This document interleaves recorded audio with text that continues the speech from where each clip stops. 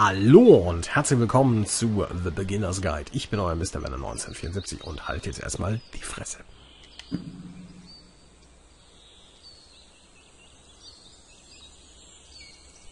Und macht Ton an. Ja gut, Steuern mache ich für euch, braucht euch nicht drum kümmern. Hi there. Thank you very much for playing The Beginner's Guide. My name is Davey Wreden. I wrote the Stanley Parable, and while that game tells a pretty absurd story, today I'm going to tell you about a series of events that happened between 2008 and 2011.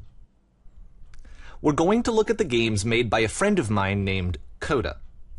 Now, these games mean a lot to me. I met Coda in early 2009 at a time when I was really struggling with some personal stuff, and his work pointed me in a very powerful direction. I found it to be a good reference point for the kinds of creative works that I wanted to make. So just to start you off, this is, I think, the first game he ever made. It's a level for Counter-Strike. You can walk around here, by the way. And mostly it's just Coda learning the basics of building a 3D environment. But what I like is that even though he starts from the simple aesthetic of a desert town, he then scatters these colorful abstract blobs and impossible floating crates around the level. And of course, it destroys the illusion that this actually is a desert town, and instead this level becomes a kind of calling card from its creator. It's like a reminder that this video game was constructed by a real person.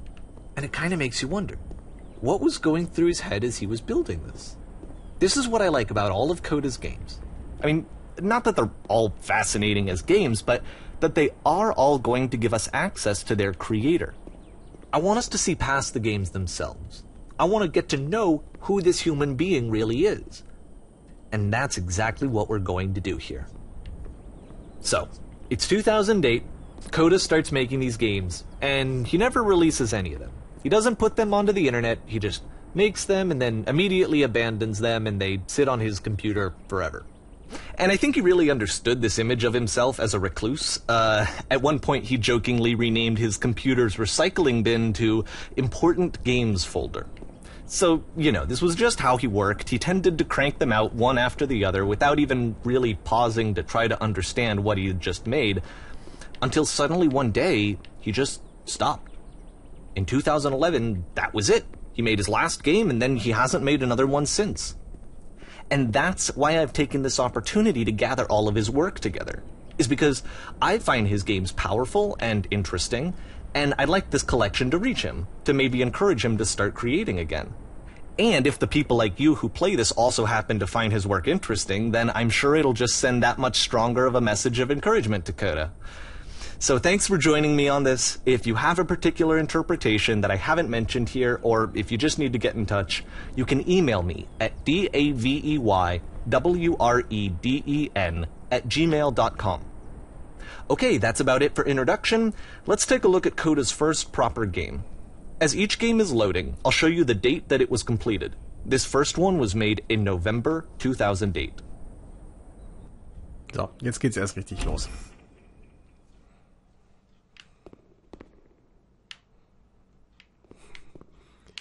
Sind schon interessante Texturen. Warning. Whisper machine active. Shift destruction imminent. This game is called Escape from Whisper, and it's one of the more generic games you'll see from Coda. Und ihr hört richtig, die Waffe macht keine Geräusche.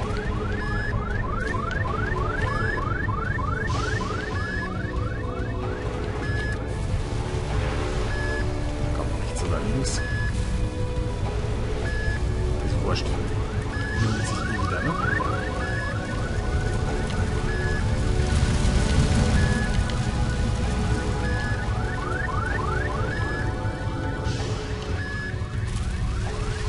Na, gehen wir ein bisschen weiter. Security call breached. Hostile alien life form inbound. It kind of looks like this game was abandoned mid-development. For instance, you have this gun, which you'd think would indicate that there are supposed to be monsters or enemies somewhere, but then clearly there are no enemies anywhere. You can't even reload the gun when you run out of bullets. But ultimately we don't really know. Maybe Coda thought that actually it was complete the way that it is. And I think that we should talk about his games for what they are, rather than for what they're not. Enemy force neutralized. Begin shooting. Was ich sagen wollte, ist also das, was er jetzt auch gesagt hat. Das heißt, irgendwann schießt die Waffe nicht mehr.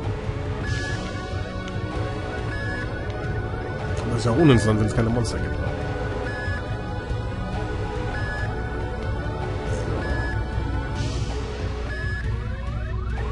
Hier geht's weiter. I love how you can see the bottom of the universe from this room. Ja, da kann man da nicht hinspringen.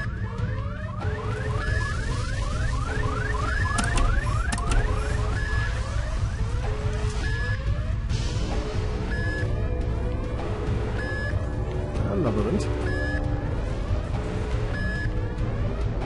Apparently this space station has a labyrinth on it. Sure, I don't know. There's really no reason for it that I've ever been able to discern, so in the interest of time, I'm just gonna skip you on past it. Trotzdem, das Labyrinth wird später nochmal eine wichtige Rolle spielen. Das kann ich schon mal verraten. Okay, this is the part that's interesting. The game has this narrative about the whisper machine and how it has to be turned off, and then you get to the engine room. Hey, you there, in the engine room. You could save us all. That beam is powering the whisper machine. We could disrupt it by introducing a great enough heat signature. If your body could stop the beam. It's so much to ask, but for all of our lives, would you do it? Could you give yourself? So, die Entscheidung ist natürlich klar, weil wir wissen ja, dies ist. Ne? Wie sind wir Gamer alle konstituiert? Richtig, wir retten sie alle. Egal wie, egal was es kostet. Let me pause here for a second.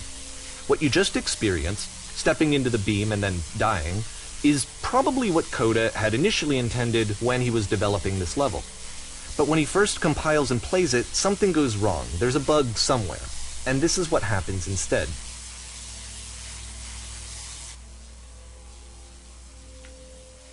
Jetzt kommt ein interessanter Glitch. Nehmen wir das gleiche. Und wir fliegen. So sehen wir das Labyrinth auch gleich ganz genauer. The beam causes you to start floating. And this is an important moment for him. Because yes, this is technically a glitch, but Coda identifies something human about it. Like how small it makes you feel in the face of this larger chaotic system. Or this floating could be the afterlife, a peaceful place, juxtaposed against all of the hysteria that you've just had to traverse. I don't even know. I have no idea what he was thinking, but what's clear is that after making this, something lodges itself in his brain. He wants to do more of these really weird and experimental designs. So he stops work on this and moves on to a stream of tiny little games that go in all sorts of directions. Let's go ahead and take a look at the first game he made after leaving this one behind. November 2008. So, ihr seht, man kann sich nicht bewegen oder man kann sich nur drehen. Ich glaube, es wird auch gleich erzählt, warum. Achso. Ja, wird's nicht erzählt? Sonst muss ich das nämlich erzählen. So try walking backwards. Danke. Der Level ist nämlich wirklich interessant. Ihr könnt nicht vorwärts gehen, ihr könnt nur rückwärts gehen. Allein das ist schon mal eine interessante Spielphysik, wo ich gedacht habe, hey, das ist ja mal pfiffig. Yup. In this game you can only walk backwards. Das zum Beispiel wäre übrigens auch eine geile Idee für irgendeine Counter-Strike-Mod. Stellt euch das einfach mal vor. Das Game wäre komplett anders. Weil man ja bekanntermaßen hinten keine Augen hat. So. Jetzt muss ich mich nämlich orientieren. Was ich nämlich nicht so wahnsinnig gut kann, wer mich genau kennt. So it's a short and relatively minimalist experiment combining motion and narrative. It is less advanced than the previous game, but actually it seems to be more focused, more complete. Coda's trying to give it a unique voice rather than simply basing it on a pre-existing trope. So, gehen wir mal da rein. Also man kann sich an den Schriftzügen ganz gut orientieren, ob man da richtig ist. Geh mal ein bisschen näher, damit man das auch lesen kann. Na, da oben müssen wir hin. Aber das fand ich zum Beispiel schon beim ersten Playthrough sehr gelungen, als Gag.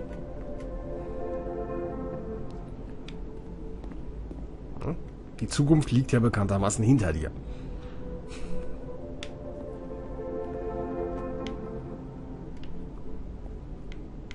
It's a short little thought, it says what it wants to say, and then it ends. Didn't need anything more than that. Which to me is why it works, because it gets out quick. Okay, next one. Das funktioniert sehr gut. So. Solche Szenarios kennt er dann zuhauf. Ich meine, die ganze Steam-Library ist mit solchen Horror-Games ja gespickt. Aber ich kann es vorwegnehmen, es geht natürlich in eine andere Richtung.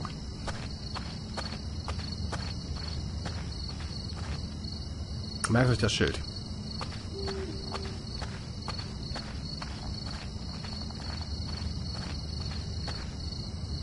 And that's it. Okay, the meaning of this game won't be clear just yet. Please be patient with me for a few more games, and I promise you'll see what makes it interesting. Hat er recht. Oftentimes, Coda would put bizarre titles like this one at the start of his games. Ach, der ist auch schön. Der hat auch I eine wish schöne I'd known him at Atmosphäre. the time that he was making these early games. He would really only talk to me about his work as he was making it. Once he stopped work on a game, like, that was it. It was dead to him. And I don't agree with that at all, but what are you gonna do? So, jetzt könnt ihr natürlich wieder erstmal diskutieren, weil das war mein Ersteindruck, als ich die Türme gesehen habe. Da kommt uns doch was sehr bekannt vor, ne? Ich weiß nicht, ob das gewollt war oder jetzt purer Zufall. Das werden sie uns wahrscheinlich kaum sagen. Was ich euch aber auch schon sagen kann, für die Leute, die jetzt schon wahrscheinlich nach gut 12 Minuten 30 Fragezeichen im Gesicht haben, auch wenn das so aussieht, die Geschichte hat einen zusammenhängenden Strang. Dass die Sachen bauen tatsächlich auf sich auf. Nur das dauert, bis man ein paar Elemente sieht. Zum Beispiel jetzt kommt ein Element, wo ich auch dachte, boah, ist das pfiffig. Also es sind alles Spielelemente, wo ich denke, damit könntest du sicherlich auch irgendwelche Mainstream-Titel sehr interessant machen. Ob die Leute das annehmen, wahrscheinlich nicht, weil was der Bauer nicht kennt, ist er nicht. Aber es ist auf jeden Fall ein interessanter Ansatz. Wie heißt es schön? A different approach, ne? So, gehen wir einfach die Leiter, Treppe hoch und gleich ändert sich was. Man wird langsamer. Once you've been slowed to an absolute crawl, the door at the top of the stairs opens. So why, if Coda's not showing these games to anyone, why bother opening the door at all? Well, to show you, I'm modifying the game here, so that when you press the Use key on your gamepad, it'll bring you back up to full speed, so you can enter the door for yourself. Also man sieht, man könnte theoretisch auch in dieser Variation die Tür erreichen. Natürlich ist es so ein bisschen schneller. Aber ist eine interessante Variation, ne? Das macht die Sache einfach schwieriger. Und dass man es hier dann auch kommt, ist das auch, wenn man so will, ein größerer Erfolg.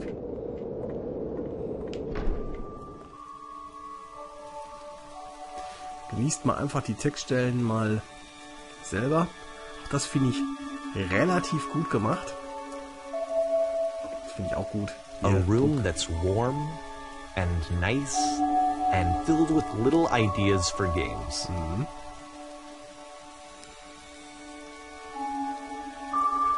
Ja, 3 Stunden ein Bären Coda would anstarren. often tell me that he didn't mind if people thought of him as cold or distant. He said that he knew that he was actually a vibrant and compassionate person, but that it takes time to really see that. It can be a very slow climb to get there. Seht, das sind alles so Spielideen, wo man sagen muss, es gibt Steam-Games, die sogar verwenden. Ne? Januar 2009. Wir machen weiter.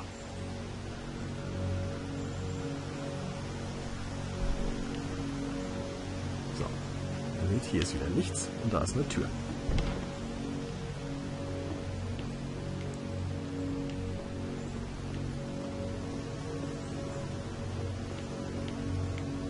ist noch nix.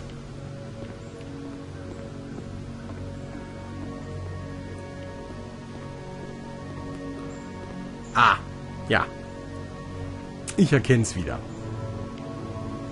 Well, this is new for Coda. It's an actual puzzle. Go ahead and see if you can solve it. Ja, kann ich. Ich kann ja mal was Böses machen. Ich setze hier einfach mal einen Cut. Und ihr überlegt euch mal, wie das geht. Also, ich kann euch zeigen, was natürlich machbar ist. Kann ich Tür öffnen. Das ist hier die nächste Tür. Hier ist, ich nehme es vorweg, auch wenn ihr es nicht sehen könnt. Beim Augenblick seht ihr sowieso nichts. Kein Schalter. Die Leute, die jetzt aufgepasst haben, haben was gesehen. Die nicht aufgepasst haben, haben nichts gesehen. Deswegen, ich setze jetzt hier einfach mal einen Cut. Ich mache jetzt direkt weiter mit der Aufnahme. Überlegt mal einfach, wie das Rätsel geht. Das ist ein ganz wichtiges Key-Element in diesem, ich sage mal Installation, ich nenne es nicht mehr Spiel. Sehen wir uns in Teil 2 wieder. Bis gleich.